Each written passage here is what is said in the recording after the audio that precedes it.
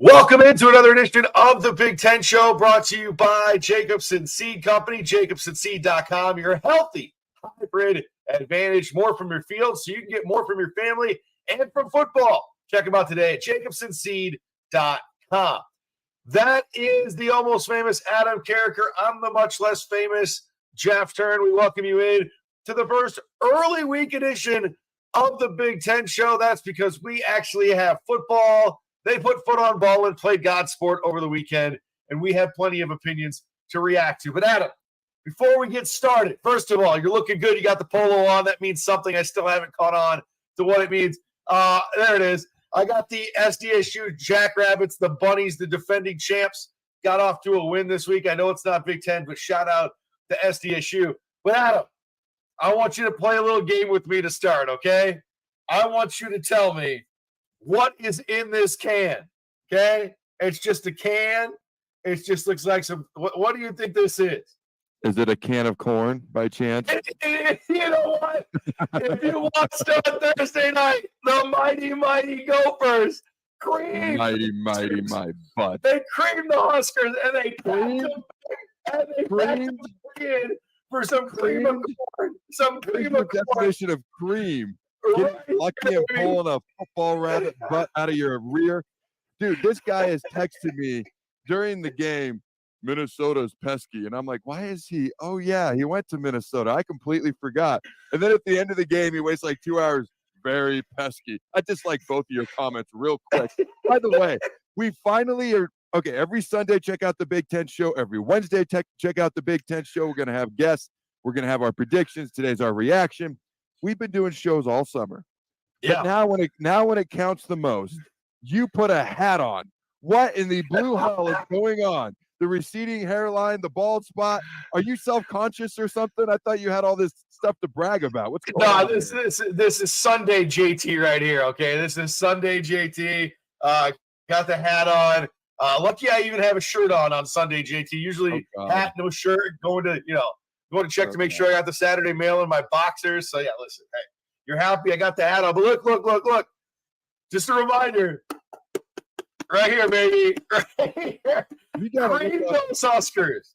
Dude, you gotta look up Webster's definition of a few words that you just used, because we have different definitions of some of those words. Cream. Mighty. Yeah, you gotta check that definition too. We're gonna start with that game, and we'll work our way throughout the landscape of the Big Ten. This is the Big Ten Show. Get brought to you by Jacobson Seed, jacobsonseed.com. You're the Husker guy, man. I went to the University of Minnesota, but there were many days where we would wear the T-shirts of the opposing team up in the Metrodome because we were so disgusted with what we were watching on the football field.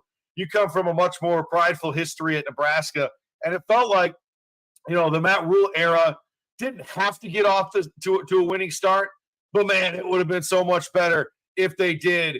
Looked like they were going to, and then Nebraska all over themselves at the end. Why don't you explain what you saw there from the Huskers in game one, Adam? I'm about to Nebraska all over you in that ugly backwards hat.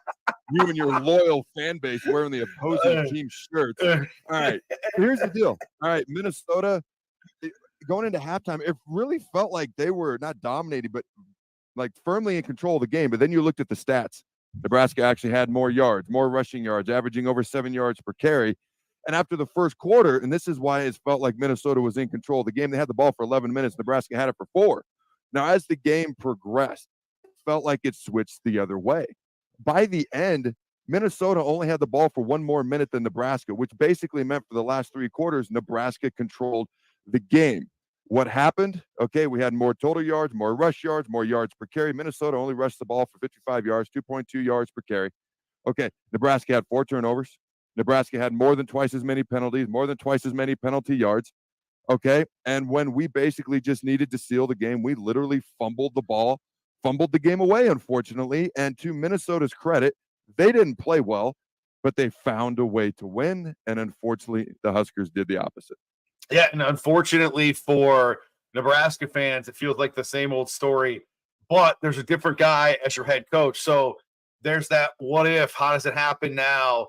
With a loss now going against Colorado, which, by the way, how about those Buffaloes yesterday? Oh, my dear God, man, they scored a lot of points, got the dub. beating TCU, the team that was in the national championship a year ago. Real quick thoughts. I know we're going to do a lot of preview stuff later in the week, man, but coming off of that loss, and now you got to go play Colorado. By the way, you mentioned since 1940 last time Nebraska head coach had to make his debut on the road. He's got to go 2 in a row on the road. Thoughts against C-Buzz? Yeah, 1946 to be specific. And I say unfortunately, because people know, even on, I have a Husker show, Carriker Chronicles, and I go on there and I'm as honest as I can be, unbiased as I can be. So when I say unfortunately, I'm just mean from a Husker fan's perspective. Sure.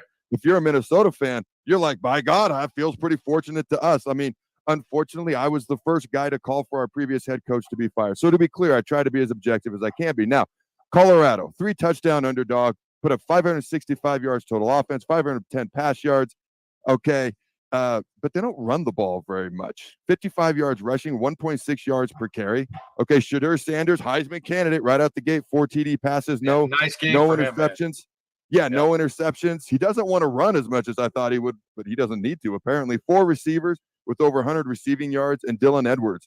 Okay, 4 touchdowns, 3 receiving, and 1 rushing. So Colorado, going to play fast, going to score, not going to play defense, not going to run the ball. In reality, they're very exciting to watch, and they found a way to win by 3, as opposed to Nebraska, who found a way to lose by 3. Okay, and we're going to talk more about that game later this week. But props to Colorado, they did some things really well. I think they had the element of surprise. I think they're fun to watch, and I do think they still have a whole lot of things to work on. Shockingly, 1 game into Deion Sanders' tenure as head coach. Yeah, it's going to be fun to watch. We'll preview that game later this week on the Big Ten Show. You can check us out iTunes, Spotify, YouTube, the Believe Podcast Network, of course, on Bally's and on SI.com. Let's move on to the 3 teams that we both talked about prior to the season starting, being the 3 that we thought would be 1, 2, 3 in the Big Ten East. Oh, no. One of us said Iowa's going to win the Big Ten. I'm holding you to that all year. That's not what I said. You got to listen, Adam. I said no. You said they're going to beat Michigan in the Big Ten. I understand. And they're going to win the Big Ten. That's what you said. I'm not changing that. All I said is we're moving on to the teams that we thought would finish 1, 2, 3 in the Big Ten East. Okay, so no, I wasn't getting off my Iowa. Iowa rolled. Iowa rolled. We're gonna get the They rolled. Dude, okay, you need to study Webster so bad. Go ahead. What's Webster's when you got the Jeff Thurn dictionary? You don't need that. Okay, so exactly. Facts don't matter to Jeff Thurn. Here we go. They just get in the way of my opinion. Get in the way of a good story and your opinion. There you go. That's right, man. All right, so Ohio State, Penn State, Michigan, all won big yesterday. For you, who was the most impressive? Ohio State, Penn State, or Michigan? So Penn State was the most explosive, right? And give West Virginia credit. West Virginia, they rolled in their game. They were trying to play physical ball. They're outmatched. They don't have the talent. They don't have the speed. They haven't recruited as well, but they were prepared. They were ready. Penn State's just too explosive. Drew Aller, okay. Going to be good. The guy, he's a true sophomore. He's uber talented. You got 2 sophomore running backs that are incredibly talented. So here you go. All right, 478 yards, most total yards of the 3 teams we're going to talk about here. Most points, 38 points. They won 38-5, 478 total yards. Okay, Drew Aller looked calm. He looked poised. He looked in charge. 325 pass yards, 3 touchdowns, no INTs, 21-29. And then the running backs, Nicholas Singleton and Katron Allen, both averaged over 5 yards per carry. West Virginia just couldn't match Penn State's firepower. And then you look at Ohio State. They had the opposite. They scored 14 total points on offense. They don't have, they do have their starter, but Ryan Day came out and said it's going to be an ongoing battle. And this isn't a Colt McCoy versus, Phil Sims' son, Jeff Sims. Was it Jeff Sims? Phil Sims' son. No, Jeff Sims is not his son. Let's keep guessing on the Sims, okay? Can Chris Sims. I got it. I wrote it down here. Which Sims it was? It's Chris Sims. It's not a major Applewhite who's an established quarterback at Texas versus the number 1 recruit in the country, which was Chris Sims at the point, a true freshman. It's not that, it's not a talented guy coming up and a guy who's been there for a long time. This isn't a slash. You don't have a pocket quarterback and an option quarterback with 2 different skill sets. This is nobody's taken the bull by the horns yet. Nobody has been uber impressive as their starting quarterback at Ohio State. And that's their biggest issue. They only gave up 3 points to mighty Right. Indiana. There's your Right. Webster's dictionary there. But their offense, I mean, you look at the two best receiving, the best receiving core and two of the best receivers in the entire country. Marvin Harrison Jr. and Emeka Egbuka had 34 yards combined. I don't think that's on them. Ohio State has some issues they need to address. Yes, you can say they rolled, okay, if you'd like to, but they got some things they got to fix on offense. Yeah, Michigan wins 30-3 over East Carolina. Ohio State 23-3 over Indiana, and Penn State over West Bygone, Virginia 38-15. JJ McCarthy looked solid, man. 3 touchdowns in that game. Michigan's quarterback situation is clearly intact. But Kyle McCord, it was like a wah-wah. The pick, the 200 and some passing yards, wasn't a great day there. Aller had 3 TDs as well. I mean, you look at Aller and McCarthy, they're on a certain level. And then there's, a big drop-off to where Kyle McCord played yesterday for Ohio State. Penn State was the most impressive to me because they went up against another Power 5 and won by 23. I think at the end of the day, Penn State is going to have a big, big year. It's just they got to get past Ohio State and Michigan to have it. Adam, let's move on. Real quick. It is a long season. I don't want to start bashing Ohio State's quarterbacks. It's a long season. Hopefully somebody steps up if you're a Buckeye fan. Kyle McCord was 20 of 33 passing, 239 pass yards. Didn't throw a TD pass and had 1 INT. So obviously there's some room for improvement. No need to hit the panic button yet, but there has to be a sense of urgency. If you're looking at Michigan and McCarthy and you're looking at Penn State and Aller and you're sitting there as a Buckeyes fan. Exactly, man. I think there's more panic, too, if the expectation is to win a national championship versus just try. There shouldn't be panic, I don't think, in Nebraska because the goal wasn't to win a national championship. I'm just saying in general, when you lose a game early and the expectation isn't to win a national championship and you don't have to compare yourself to the elites like Michigan and like Penn State. But, yeah, there certainly should be some panic, not to the point where you're pushing the button, but you're getting close to putting the finger on the button there at CBUS. All right, let's move on. Wisconsin and the Luke Fickell era is underway, and they trotted out and scored 38 points. What make of the offense that you saw from Wisconsin against an always pesky Buffalo? Yes. Dude, I was so annoyed when you sent me those texts. It was like so simplistic and it was like the perfect way just to push my button in that moment. It was very annoying. All right. Well, let me put my final thoughts on Michigan because JJ McCarthy. Oh, sorry. I moved on too quickly for you. No, you're good. It was 23-0 at halftime. Okay. And then the final score was 30-3. Okay. And that's only because East Carolina hit a last-second field goal to avoid being shut out for the first time since 1997. But JJ McCarthy was 26-30. That's an 87% completion percentage. Okay. So if you've got running backs like Blake Corum, Donovan Edwards, and they split carries, but they totaled 110 yards. Okay, and then you're going to complete that amount of balls. They're going to be much tougher to beat this year. When you look at Wisconsin, all right, air raid, we're spreading it out, but we're gonna have 503 yards of offense, but it's going to be 314 rush yards. And their leading rusher goes for 157 with 2 touchdowns. So it wasn't like it was just all. I mean, dude, half the yards came from one guy. Had that huge 89-yard touchdown run for a touchdown. But, yeah, man, I mean, it looked like a lot of the same old from Wisconsin. Well, and that's kind of what I mentioned when I predicted Wisconsin to win the West, which is not like the strongest confidence pick I've ever had in the world.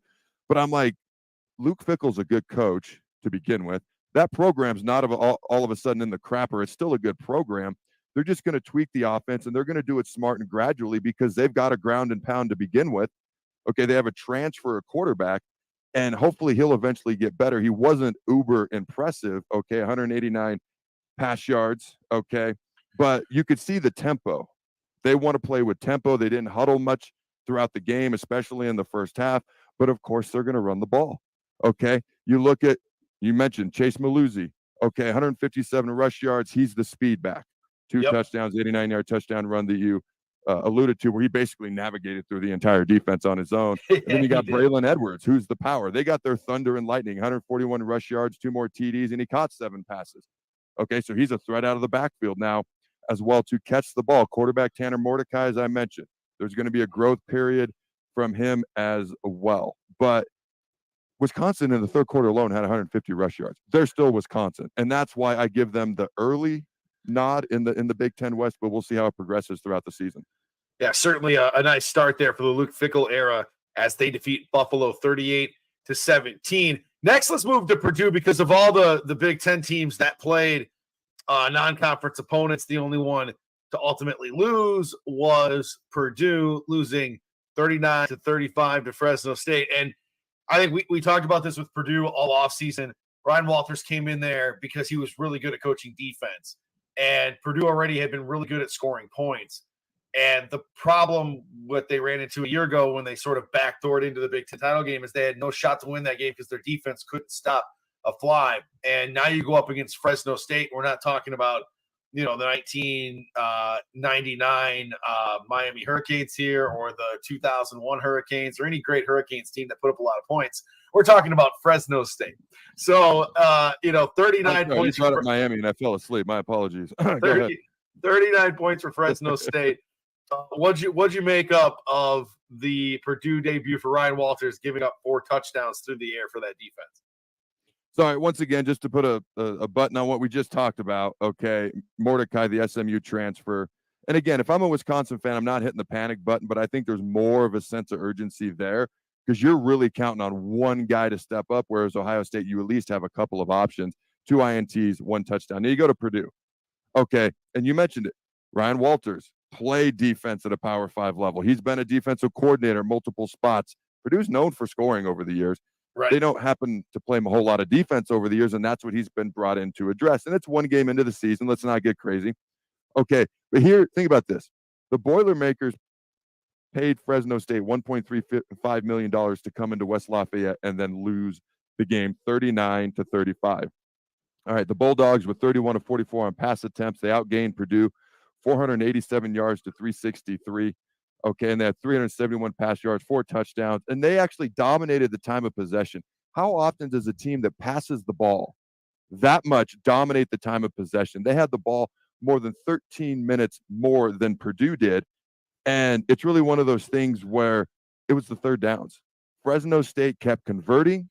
Purdue couldn't get them off the field, and then when Purdue's offense was on the field and third downs came up, Purdue couldn't convert anywhere near as much as they needed to. It was all about extending drives for Fresno State, which allowed them to score, and Purdue could not extend those drives, okay? And so for me, that was the biggest thing that stuck out to me about the game was third down conversions, the ability to convert it for the Bulldogs, and the inability for the Boilermakers to do so, and that's why Fresno's 1-0 and Boilermakers are 0-1. Yeah, man, they couldn't get off the field all day, and they were just torching them in those, in those positions where sort of knew the pass was coming and they could not stop it. We're talking about Fresno State. We're not talking about Big Ten opponents, and it could be a long year for that defense if that's what they look like as they get into conference play because Ryan Walters was brought there to make them a better defensive team because they already were scoring the offense. I do think, Purdue's offense, when you look at them, they did some okay things. They were kind of very average, very mediocre. Wasn't great, wasn't bad. Purdue wide receiver Deion Burks did have 152 yards receiving, averaged 38 yards per catch, and had 2 touchdowns. So there is a bright spot there, at least for Purdue on offense. All right, Adam Carriker, I am Jeff Thurn. This is the Big Ten Show. Check us out on iTunes, Spotify, YouTube, the Believe Podcast Network, our good friends at Bally's and SI.com. Brought to you by Jacobson Seed Company, your healthy hybrid advantage. If you're a farmer out there listening right now, give them a call and make sure that you tell them you heard them on the Big Ten Show. Our good friends over there will at least get you the info what you can potentially do to make your field the healthy hybrid advantage. All right, Adam, Iowa, they mollywopped Utah State 24-14. A flat beat down, all right? The Aggies were sent back to the mountains after the Cornhuskers, the Hawkeyes who got the win. Sorry, I was thinking mollywopped and losing. And Can of corn. You don't know what you're talking about. Iowa, baby. Cade McNamara, 2 touchdowns through the air, looking like, Unitas in his prime. And the Hawkeyes get the dub. 24-14. What'd you make of Baby Ferretz's offense and the Hawkeyes with the win? Oh, I've got a whole list here. First of all, he's on the road to being fired. 24 is not 25 points, so he's done. You might as well just fire him already. Let's write down these stats. Let me explain something. I think the way that the contract reads is that the contract becomes void if he doesn't get to those. All they're going to do is restructure his deal and just give him – he's going to void his deal and get a new one. Just as our guy David Eichholt was telling us, no matter what, that deal probably gets redone. So I'm not so worried about the points. They won by double digits, Adam. Yeah, I'm okay. We're just going to ignore your molly-whopping and all that other molly crap. Here we go. So Iowa. All right, let's just look at these stats. First downs, Iowa had 19. Okay, Utah State 17. All right. Actually, I have this flipped. I wrote this down wrong. First downs, Utah State had 19, Iowa 17. Total yards, Utah State 329, Iowa 284. Pass yards, Utah State 213, Iowa 196. Rush yards, Utah State 116, Iowa 88. Yards per carry, Utah State 4.8, Iowa 2.4. The only thing that Iowa won was time of possession. On the scoreboard. They got outgained, outrushed, out everything. Okay, except outscored. So hey, they won the game. They did not cover the spread, which you said they would on our last show. Touchdown Cade is what I'm calling him. Touchdown Cade. Even close to covering that score, which I said they would not, by the way. Okay, Cade McNamara. Now this is an individual who's playing with a quad injury, and quad injuries, they can be quite difficult. I've had them in the past myself, especially when you get a deep thigh bruise, man. Those things can be painful. It can be stiff. It can be hard to move. So he wasn't 100%. Okay. Daddy Ferentz has, I don't know if I like that. We're going to go with Brian. Kirk Ferentz, I'm sorry. You calling him daddy is the highlight. As soon as it came out, I didn't like it. Kirk Ferentz even said it's going to be a week-to-week thing. He's probably going to have to battle it throughout the entire season. Okay, so Cade threw for 191 yards, 6.4 yards per completion, not exactly threatening the defense vertically a ton, but he's battling an injury, 2 touchdowns. Okay, now he did throw a touchdown pass on the Hawkeyes' second play from scrimmage. Now, this was an interesting stat. This is the first passing touchdown on an opening series of the season in Kirk Ferentz's 25 years as Hawkeyes head coach, and the first for an Iowa team since 1991. Now, in Jeff Thurn's dictionary, that's the definition of explosive. Can I give you you know what that is? They're on their way. They're on their way to making a lot of history this year. That's what they're starting off. That's what they're doing. They're starting a lot of history for that Hawkeyes team this year. Started in week 1. Started in series 1, actually. So really, if you watch the game and if you paid attention to it, Utah State, they didn't exactly get mollywopped. You could argue they did a lot of things better than Iowa, but here's why Iowa won the game. Utah State killed themselves. 10 penalties, five personal foul penalties, and Iowa, much like Nebraska, laid the ball on the turf, and Iowa did it twice, and Utah State didn't recover either fumble. So props to Iowa for finding a way to fumble but not give the game away somehow. All right, man, we got about a minute left in the show. We'll check in on all these teams and the matchups next week, later on this week on the Big Ten show. But, Adam, I do got to give you credit because in our first Big Ten parlay, you had taken Ohio State, Penn State, and Utah State to cover. Domination. That's a molly-whopping. 2 of the 3 covered. I only got Penn State to cover as I took I take that back. Wait a second. We both went 2 and 3. I forgot Indiana covered. I had Penn State, Iowa. But we go to the tiebreaker. Total points, Michigan, ECU. You went with 54. I went with 55. You win because of the tiebreaker. Week 1 win goes to Adam Carriker. That's a molly-whopping domination right there. We got to get the heck up out of here until we meet again. Remember, children, eat your vegetables. As another page is turned here on the show, that's Adam Carriker. I'm Jeff Thurn. We'll see you later on in the week, y'all.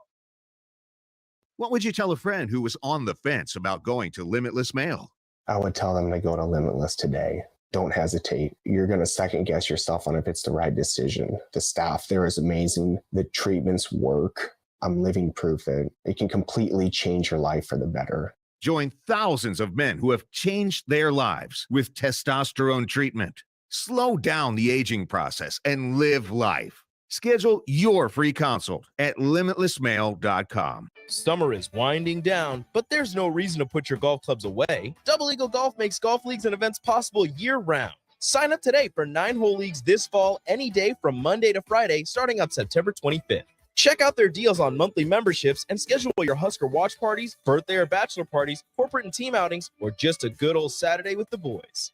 That's all at Double Eagle Golf inside the Kinetic Sports Complex on West O Street. Call today at 402-742-0140.